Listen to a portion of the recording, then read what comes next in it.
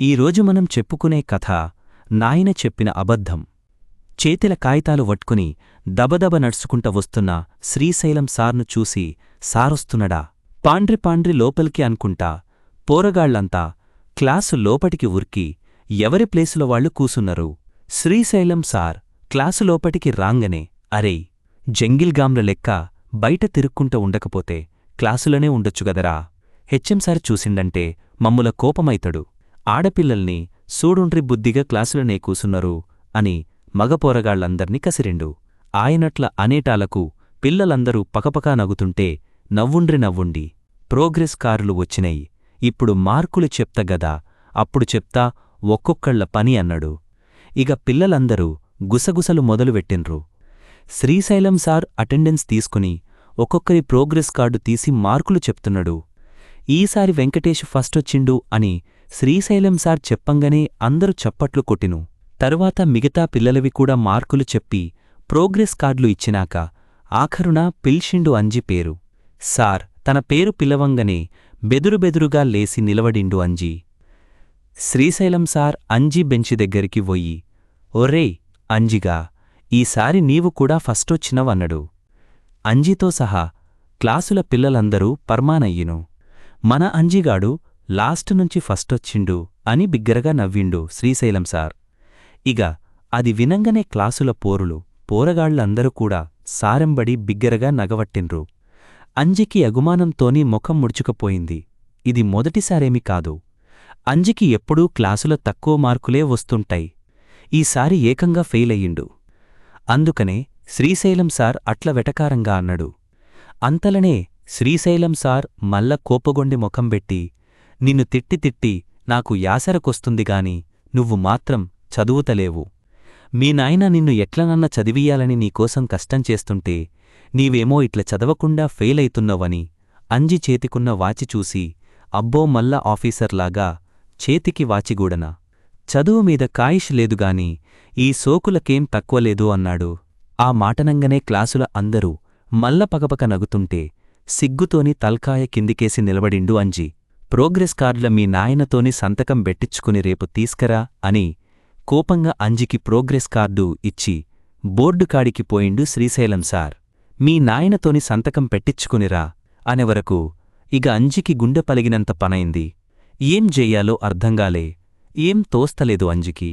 పరీక్షలుల్ల fail అయ్యిండని తెలిస్తే తండ్రి ఎంత గరమైతడో అని చానా బుగులైతుంది తనకి. ఇదిట్లుంటే మూలిగే నక్కమీద తాటికాయవడ్డట్టు అసలే ఒక దిక్కు తండ్రితోని కార్డుల సంతకమెట్ల వెట్టియ్యాలా అని అంజి బుగులువట్టుకొని ఉంటే ఇస్కూలు గంటగొట్టే టైంకు శ్రీశైలం సార్ అంజీ, తండ్రి బసవయ్యను ఇస్కూలు కాడికి రమ్మని కబురు వెడితే బసవయ్య సరిగ్గా అదే టైముకు వచ్చిండు. ఇంగేముంది, పెనంమీది నుంచి పొయ్యిల వడ్డట్టయ్యింది అంజి పరిస్థితి.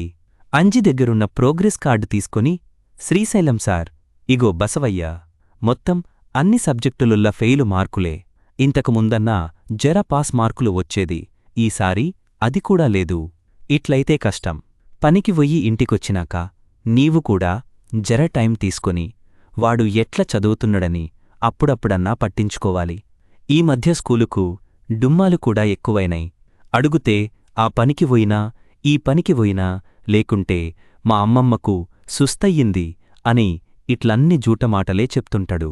అందుకే సంతకం పెట్టించుకరమ్మంటే మళ్ళా ఇంకేం కథలు చెప్తడో అని మళ్ళా నిన్ను పిలిపిచ్చినా, జరా నువ్వు కూడా పిల్లగాడు ఏమేం చేస్తున్నడు, చదువుతున్నడా లేదా, స్కూలుకు సరిగ్గా పోతున్నడా లేదా అని కొంచెం పట్టించుకోవాలి బసవయ్యా అని చెప్పి అంజి తండ్రికి మార్కులు చూపి కార్డుల సంతకం పెట్టి పంపమన్నడు.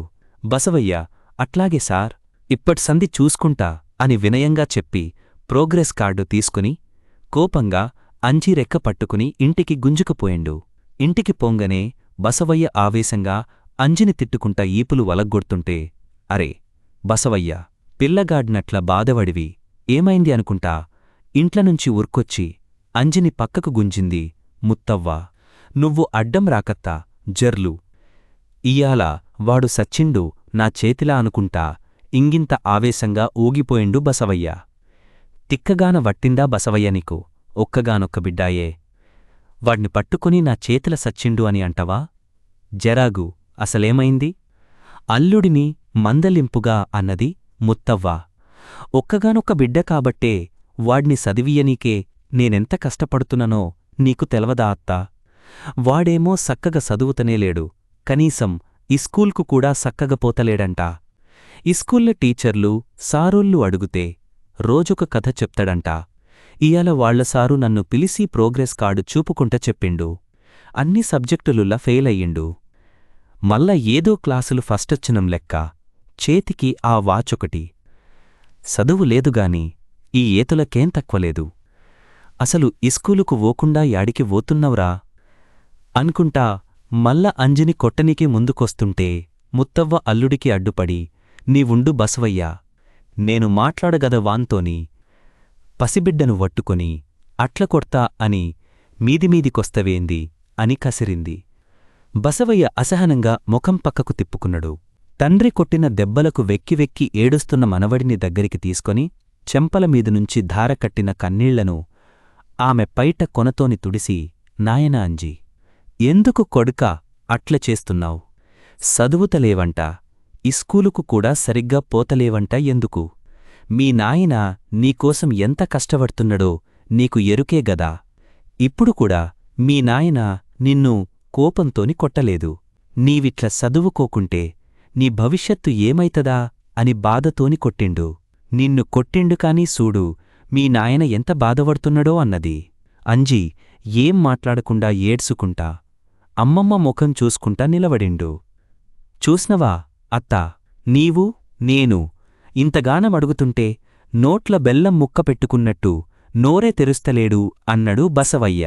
అరే, నేను అడుగుతున్న కదా బసవయ్యా, నీవూకో అని అల్లుడికి నచ్చజెప్పి మనవడి దిక్కు తిరిగి మనవడి గడ్డం పట్టుకొని, చెప్పుకొట్క, ఎందుకు సదువుతలేవు? అమ్మమ్మకు కూడా చెప్పవా? చెప్పకుంటే ఇగ నీకు నాకు మాటలే వద్దుపో లాలనగా అన్నది ముత్తవ్వ. అంజీ నేల దిక్కుచూసి మల్ల ముత్తవ్వ దిక్కుచూసి షర్టుతోని ముక్కు తూడ్చుకొని చిన్నగా, అది కాదు అమ్మమ్మ. నాయన ఆ మధ్య ఓ రోజు చేనుకాడికి పురుగుల మందు తీసుకపోయిండు కదా, అందుకే అన్నడు ఏడుపు గొంతుతోని. అంజి మాటలకు ఏమర్థంకాక బసవయ్య, ముత్తవ్వ తన దిక్కు ప్రశ్నార్థకంగా చూసిండ్రు. దానికి నీవు ఇస్కూల్కి పోకపోడానికి ఏం సంబంధం అడిగింది ముత్తవ్వ. కొడుకు ఏం సమాధానం చెప్తాడా అని బసవయ్య కూడా ఆతృతగా చూస్తున్నాడు. అది పోయినేడాది అమ్మకు బాగా సుస్తయ్యి మంచన వడ్డది కదా. అదే టైంలా తీరా పంట చేతికొచ్చే టైంకు వర్షాలు వడి మన పంట మొత్తం నాశమయ్యింది. ఇగ నాయనకు గుండెవలిగి ఏడుస్తుంటే అమ్మ దినాము అది చూడలేక ఆమె వల్ల నాయనకు ఇంగింత భారం కావొద్దని ఆ దినం మనమెవ్వరం ఇంట్ల లేనప్పుడు పురుగుల మందు తాగి నన్నిట్ల వదిలేసిపోయిందిగదా. ఇగ ఈ సారేమో నకిలీ విత్తనాల వల్ల పెట్టిన పైసలన్నీ ఆగమైనయి. మనచేను చూసుకుని ఓ రోజు నాయన మస్తు ఏడ్సిండు. అందుకే ఇగ నాయన కూడా అమ్మ చేసినట్టే చేసి ఎక్కడ నన్ను దిక్కులేనోం లెక్క చేస్తడో అని భయపడి అని ఆగిపోయిండు అంజీ. భయపడి ఆదుర్దాగా అడిగిండు బసవయ్య. అంజీ బెదురుబెదురుగా తండ్రికెళ్ళి చూసి మల్ల ముత్తవ్వ వంక చూసి భయపడి రోజూ ఇస్కూలుకు పోయినట్టు పోయి నాయన చేనుకాడికి వోయినాక నాయనకు తెలవకుండా నేను కూడా చేనుకాడికి వోయి రోజంతా ఆడ్నే ఉండి నాయనని చూసుకుంటూ ఉంటుంటి.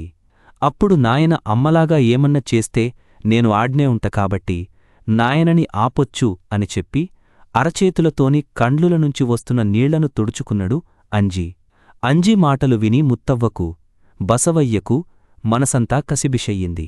బసవయ్య కండ్లుల్ల నీళ్లు పెల్లుబికినయి. ఎంబడే కొడుకును గుండెలకు అదుముకుని ఇంత ఆలోచన చేసినవా? పెద్దోడి వైపోయినవ్రా అంజిగా, తెలుసుకోలేకపోయినరా? అనవసరంగా నీమీద చేయి చేసుకున్న కొడుకా, నన్ను క్షమించు అన్నడు. ముత్తవ్వకు కూడా కండ్లుల్ల నీళ్లు తిరిగినై. సూస్తివా అల్లుడు, అనవసరంగా వానిమీద చేయి చేసుకున్నావు. నా మనడు బంగారమని అపురూపంగా మెటికలు విరిచింది. బసవయ్య చిన్నగా నవ్వి కొడుకు తలను ప్రేమగా నిమిరి, అట్లాంటి పని అస్సలు చెయ్యను కొడ్కా. ఎంత కష్టమొచ్చినా నిన్ను ఇడిషిపెట్టి యాడికిపోను, ఒట్టు అని కొడుకుకి మాటిచ్చిండు. అది విన్నెంబడే అంజిముఖం పున్నమినాటి చంద్రుడి లెక్క వెలిగిపోయింది. తండ్రిని గట్టిగా కావలించుకున్నడు. తరువాత బసవయ్య కొడుకు చేతిని తన చేతిలోకి తీసుకొని అంజీ, ఈ వాచి ఎక్కడిదో నీకు యాదుందా అని అడిగిండు. అంజీ ఉంది అన్నట్లు తలాడిచ్చి, ఓసారి మనూర్ల జాతరైనప్పుడు అమ్మా ఓ షాపులు ఈ వాచి చూసి పైసలు లేవు అంటే గూడ నీతోని కొట్లాడి మరీ ఇప్పిచ్చింది నాకు ఈ వాచి అని చెప్పిండు. ఎందుకిప్పిచ్చిందో తెల్సా? ఇప్పిచ్చినాక నాతోనేమన్నదో తెల్సా కొడ్కా? నా కొడుకు మంచిగా సదివి క్లాసుల ఫస్టొస్తే క్లాసుకు లీడరైతడు. అప్పుడు నా కొడుకు అందరు పిల్లలుల్లా స్పెషల్గా కనబడాలెగదా, అందుకే నీవొద్దటుంటే కూడా ఇంతగానం కొట్లాడి కొన్నవానికి ఈ వాచి అనుకుంట మస్తు మురిసిపోయింది మీ అమ్మ ఆ దీనం. దాన్ని చూసుకుంటూ పెండ్లాన్ని యాది జేసుకుంటా చెప్పిండు బసవయ్య. నిజంగనా నాయనా? కండ్లుల్లా అమాయకత్వం నింపుకొని ఆతృతగా అడిగిండు అంజీ. అవ్వు కొడ్కా, నిజం చెప్పిండు బసవయ్య. అంజీ తన చేతికున్న వాచి తీసి, అట్లయితే అమ్మ కోసమన్నా ఇప్పట్చంది మంచిగ సదువుకుంటా, అమ్మ కోరిక తీర్చినాకనే మల్ల ఈ వాచి పెట్టుకుంటా అని చెప్పి ఆ వాచిని భద్రంగా దాచిపెట్టుకున్నడు. ముత్తవ్వ అల్లుడి వంక అనుమానంగా చూసింది. బసవయ్య అత్తను చూసి సన్నగా నవ్విండు. ఆ నవ్వుకు అర్థం ముత్తవ్వకు అర్థమయ్యింది. కొడుకుని మార్చనీకే బసవయ్య చిన్న అబద్ధం ఆడిండు అని గ్రహించి ఆమె కూడా హాయిగా నవ్విండు. ఇగ తండ్రి చేనుకోసం ప్రాణాలు తీసుకోను అని మాటిచ్చే వరకు అంజికి మనసు కుడుటబడింది. తాను కూడా తండ్రికిచ్చిన మాట ప్రకారం ఎట్లనన్న తల్లి కోరిక తీర్చాలని ఇగ అప్పట్చంది రోజు మంచిగా ఇస్కూల్కి పోయి ఈసారి పరీక్షలకు కష్టపడి చదివిండు. ఇయాల ప్రోగ్రెస్ కార్డులు ఇస్తమన్నరు ఇస్కూల్లా. తల్లి కోరిక నెరవేర్చగలుగుతనో లేదో అని చాన టెన్షన్ అయితుంది అంజికి. అందుకే తనకి ఇస్కూల్కి పోవాల్నంటే భయం భయంగుంది. పైకి లేసి నిలబడి తన వాచిని తిరిగి ప్యాంటు జేబుల వెట్టుకుని చిన్నగా నడుచుకుంటా ఇస్కూలుకు పోయిండు అంజీ. బెల్లు గొట్టంగనే ఎప్పట్లాగనే శ్రీశైలం సార్ క్లాసులకొచ్చిండు. ప్రోగ్రెస్ కార్డులు తీసి ఈసారి ఫస్ట్ ర్యాంకు అంజికి వచ్చింది అన్నడు చిన్నగా నమ్మకం కుదరనోడిలాగా. మల్లమల్ల అంజీ ప్రోగ్రెస్ కార్డునే చూసుకుంటా ఎప్పట్లాగనే సార్ జోకు చేస్తున్నడేమో అని క్లాసుల పిల్లల్లంతా నవ్వుడు షురూ చేసిండ్రు. అప్పుడు శ్రీశైలం సార్, ఈసారి నిజంగనే ఫస్టొచ్చిండ్రా మన అంజిగాడు, పిల్లల్లందరినీ ఓసారి కలియజూసి అన్నడు. క్లాసులు అందరూ ఒక్కసారిగా హతాసులయ్యిన్లు. దోస్తుకు నిజంగనే ఫస్టు ర్యాంకు వచ్చిందని వెంకటేశు మస్తు ఖుషయ్యిండు. అంజీ ఇగ మస్తు సంతోషంగా నవ్వుకుంట లేసి నిలబడిండు. శ్రీశైలం సార్ అంజి దగ్గరికొచ్చి, అథ్లెట్లొస్తివిరా ఫస్ట్ ర్యాంకు అనుకుంటా అంజి భుజం తట్టి నవ్వింది. అంజి కూడా నవ్వుకుంటా ప్రోగ్రెస్ కార్డు తీసుకున్నాడు. తరువాత జేబులకేంచి తన వాచి తీసి కీ తిప్పి టైము కరెక్టుగా సెట్ చేసి చేతికి పెట్టుకున్నాడు.